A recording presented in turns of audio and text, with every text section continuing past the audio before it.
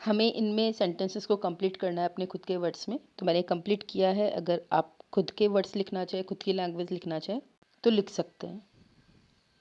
Selvaraj is a Nadaswaram maker.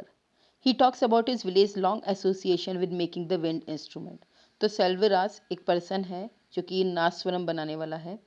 तो वो अपने विलेज की बातें करता है कि कैसे उनका विलेज बहुत टाइम से ये विंड इंस्ट्रूमेंट जिसका नाम नादस्वरम है इसको बनाने से एसोसिएटेड है।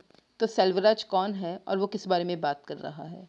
तो Selvaraj is a fourth generation nadaswaram player and is talking about his village historic tradition of making the wind instrument nadaswaram. तो सेल्वराज फोर्थ जनरेशन है नादस्वरम प्लेयर की और वो अपने विलेज की एक ऐतिहासिक परंपरा की बात कर रहा है जहाँ पे कि वो विंड इंस्ट्रूमेंट बनाते हैं nadaswaram. How has Selvaraj family established and contributed towards this long association? तो सेल्वराज की फैमिली ने इस एसोसिएशन के लिए कैसे कंट्रीब्यूट किया है और इसे कैसे बनाया है? तो सेल्वराज के जो ग्रेट ग्रैंडफादर थे वो एक विलेज में गए जो कि मायावरम के पास था। Where he learn the craft of making the nadaswaram, और वहाँ उन्होंने नादस्वरम बनाना सीखा। फिर उनके पिताजी रंगनाथन आचारी, उन्होंने इंस्ट्रूमेंट को एक्सप्लोर किया और इसके साथ कुछ एडजस्टमेंट किए और फिर उन्होंने वो प्लेस बनाया जहाँ से कि 7 स्वर निकलते हैं। और उनकी फैमिली ने इस इंस्ट्रूमेंट की जो लेगेसी थी, जो पीढ़ी दर पीढ़ी चली आ रही थी, उसे कंटिन्यू किया and made monumental contribution to this craft, और इस क्राफ्ट को उन्होंने बहुत सारे कंट्रीब्यूशंस दिए। See what are some of the challenges the maker of this instrument face?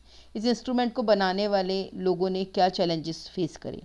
Some of the challenges faced by this instrument makers are lack of government support, lack of resources, financial restraints and accessibility to resources, labour and funds. तो कुछ challenges थे कि government का support बहुत कम था, resources कम थे, financial restraints थे, मतलब फाइनेंशियल उनको थोड़ा कंट्रोल रहना था, रिसोर्सेज तक पहुंच भी नहीं थी, लेबर नहीं थी प्रॉपर, फंड्स भी नहीं थे। Question 2, why are the nadaswaram makers unable to make much profit? तो नादस्वरम के जो मेकर्स थे वो ज़्यादा प्रॉफिट क्यों नहीं कमा पा रहे थे? पहले क्वेश्चन से आ जाएगा प्रॉफिट तक। Because of the cost of production a lot of money goes into labour and acquiring raw materials. क्योंकि जो प्रोडक्शन की कॉस्ट थी वो बहुत ज़्यादा थी और बहुत सारा पैसा तो लेबर में ही चला गया, और इससे रिलेटेड जो रॉ मटेरियल्स की रिक्वायरमेंट थी उसमें भी पैसा खत्म हो गया था। Why is Sakthivel's family faced with this challenge? Sakthivel की फैमिली ने चैलेंज क्यों फेस किया? तो Sakthivel's family faced the problem of taking this craft forward as his grandson, and their only heir is more inclined towards academics. They are uncertain about whether their future generation will take up this profession. तो सेक्टिविल की family को problem आई इस craft को आगे ले जाने में, क्योंकि उनका जो पोता था, इकलौता हेयर या उत्तराधिकारी, वो पढ़ाई लिखाई की तरफ ज़्यादा डिवोटेड था, उसका पढ़ाई लिखाई में ज़्यादा इंटरेस्ट था, और वो अनसर्टन थे इसको लेके कि उनकी फ्यूचर जनरेशन इस प्रोफेशन को आगे जाकर अपनाएगी या नहीं। थर्ड का B, why does the writer say also, where else does she talk about this challenge? तो राइटर भी ये क्यों कहता है और इस चैलेंज के बारे में उसने और कहाँ कहा था? तो राइटर यहाँ पे ऑल्सो इसलिए लगाता है क्योंकि जो सेल्वराज का बड़ा बेटा था वो भी एक डिफरेंट करियर चुनना चाहता था, लेकिन उसको फैमिली ऑक्यूपेशन ही करने के लिए परसुएड किया गया, मोटिवेट किया गया। Despite these challenges, why is the family still hopeful about the future? इन चैलेंजेस के बावजूद भी फैमिली फ्यूचर को लेकर क्यों होपफुल थी?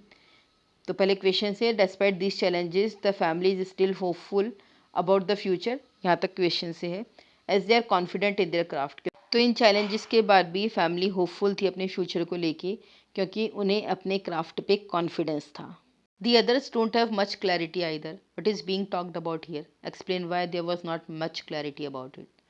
तो दूसरों को भी इसके बारे में कोई क्लैरिटी नहीं थी, तो किस बारे में बात हो रही है और क्यों क्लैरिटी नहीं थी इसके बारे में ज़्यादा।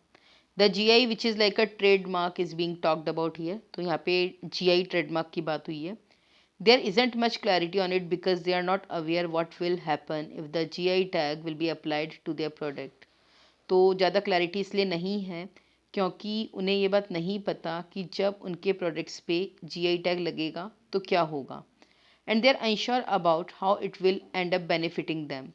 और वो ये भी नहीं जानते थे कि GI टैग लगने के बाद उन्हें जो प्रॉफिट होता है वो प्रॉफिट होना भी शायद बंद हो सकता है, as they do not have much information about it, क्योंकि उन्हें जीआई टैग के बारे में ज़्यादा इन्फॉर्मेशन नहीं थी। Even though musicians and artists receive a lot of love and respect, music instrument makers are often ignored and forgotten about. तो musicians और आर्टिस्ट को बहुत प्यार और बहुत रेस्पेक्ट मिलता है, लेकिन जो लोग म्यूजिकल इंस्ट्रूमेंट बनाते हैं उन्हें याद भी नहीं किया जाता और उन्हें इग्नोर भी किया जाता है। How does the text help us understand this reality? तो इस रियलिटी को समझने में हमें टेक्स्ट कैसे हेल्प करता है? तो म्यूजिशियंस और आर्टिस्ट को पहचान मिलती है और प्यार मिलता है, लेकिन जो इंस्ट्रूमेंट बनाने वाले लोग होते हैं उन्हें उतना अटेंशन नहीं मिल पाता। तो इस टेक्स्ट में हम सेक्टिवल अचारी के कैरेक्टर से हम समझ सकते हैं, जो कि सेल्वरास के अंकल हैं। वो बताते हैं कि उन्हें कोई तारीफ़ नहीं मिलती उनके हार्ड वर्क के लिए, और यहाँ तक कि सरकार भी उन पे कोई ध्यान नहीं देती। वो बहुत सारा एफ़र्ट लगाते हैं, बहुत सारा पैसा लगाते हैं अपने क्राफ्ट को कंटिन्यू करने के लिए, लेकिन रिटर्न में उनको कुछ नहीं मिलता। न सपोर्ट मिलता है, न उन्हें कोई पहचान मिलती है जो कि वो डिज़र्व करते हैं। तो फिर ये एक आर्टिस्ट के लिए डिस्करेजिंग है। एक आर्टिस्ट को प्रोत्साहन नहीं मिलता इससे। B, can a similar example be applied in other cases too? If so how? क्या सेम एग्जाम्पल दूसरे केसेस में भी अप्लाई किया जा सकता है? अगर हाँ तो कैसे?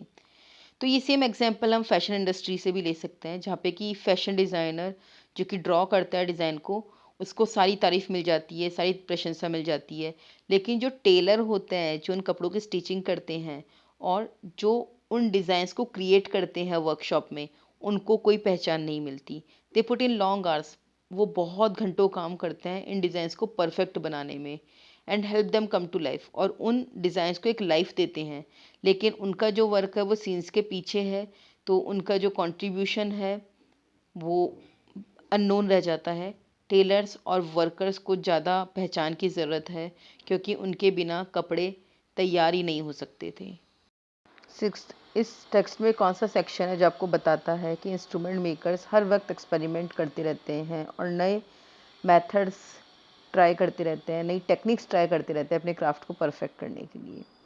तो जो सेक्शन इस टेक्स्ट में बताया गया है, जहाँ पे हम देखते हैं कि इंस्ट्रूमेंट मेकर्स एक्सपेरिमेंट कर रहे हैं इंस्ट्रूमेंट्स के साथ, जब रंगनाथन आचारी एक्सपेरिमेंट करते हैं और ओरिजिनल इंस्ट्रूमेंट को चेंज करते हैं और एक नए के साथ आते हैं, जब 7 स्वराज उस इंस्ट्रूमेंट के साथ प्ले होने लगते हैं।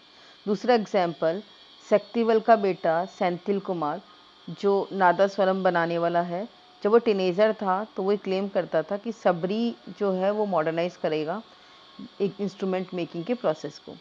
उसने ऑलरेडी मॉडर्न टचेस दिए थे। उसने बैकयार्ड में एक जनरेटर इंस्टॉल किया था और एक वर्कशॉप में एचपी मोटर लगाया था, और हॉर्स पावर की मोटर से उसने लेथ चलने वाली एक मशीन भी बनाई थी वर्कशॉप में।